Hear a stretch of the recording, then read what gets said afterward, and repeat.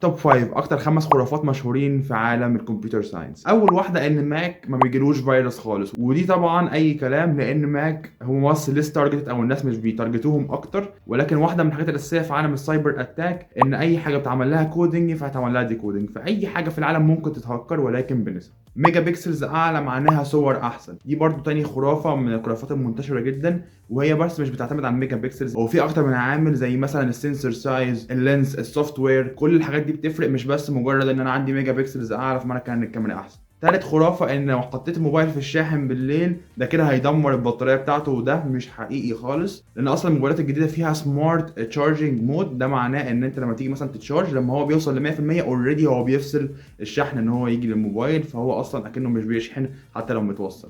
لكن الجدير بالذكر ان في الاجهزة القديمة ممكن تكون شغالة فعلا.